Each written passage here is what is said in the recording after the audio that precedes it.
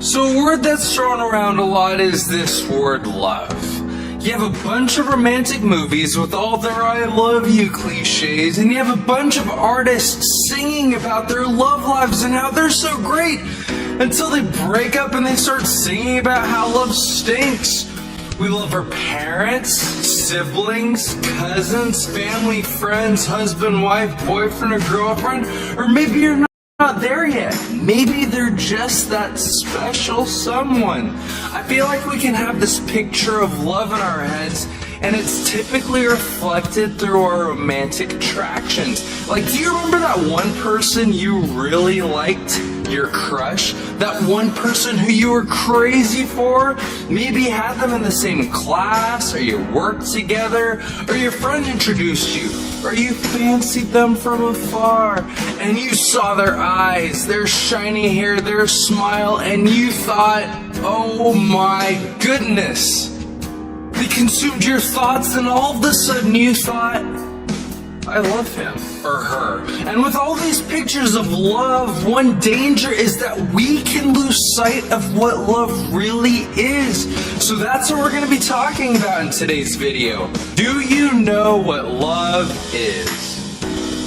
Now, taking a step back, is love that feeling you get when you're attracted to someone? Is it that butterfly in the stomach tingly sensation that causes you to lose your appetite and distract you to the point where you can only think of your beloved?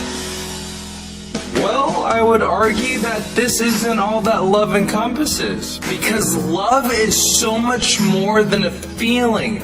So how do we know love? And how does God illustrate to us what love is? Now, I want you to think about the life of Jesus. Early on in Jesus' ministry, he picked 12 disciples, and he took care of them, and he took the time to teach them and to explain who God was and how to live a more godly life. So they traveled together, going around Galilee to Capernaum, up and down the Jordan River and to Jerusalem. And in their travels, Jesus was constantly surrounded by tons of people who needed healing. So Jesus' schedule is filled to the brim with healing the blind, deaf, lame, sick, lepers, the mute, and the demon-possessed.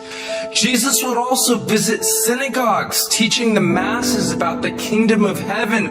And so for 3 whole years, Jesus helped and took care of his 12 disciples and healed and taught thousands of people. And this just shows the heart of Jesus. He communicated his love to people by spending time with them, pointing them in the right direction, and being the help that they needed. But most importantly of all, the act that defined Jesus' love the most was his death on the cross. 1 John 3:16. By this we know love, because he laid down his life for us, and we also ought to lay our lives down for the brethren. In other words, love is putting others' needs above our own needs. It's putting someone else before you, because that's exactly what Jesus did on the cross. Dying that day was painful. Soldiers beat up Jesus to the point where you couldn't recognize him. His back was torn open by whips made with broken glass, metal, and bone. And after all these things, they put a crown of thorns on him and nailed him to a cross. He did all these things because he knew that he needed to die in order to save us from the punishment of our sins and to save us from going to hell, so that by faith we can go to heaven when we die. Jesus put our own well-being before his own, because that's what love is. So when you say you love your family, your boyfriend and girlfriend, or your friends, do you just say you love them, or do you act like it too? Because love is more than just a word. It's more than just a feeling.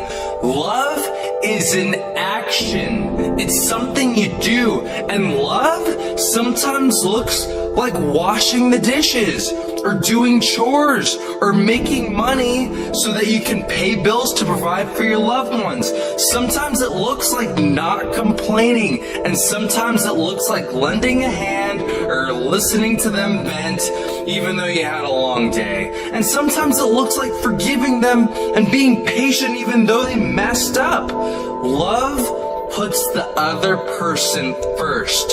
That's why love is willing to sacrifice, because the well-being of the other person is more important to them than their own well-being. So before we say we love someone, let's take some time and think, do we really love them?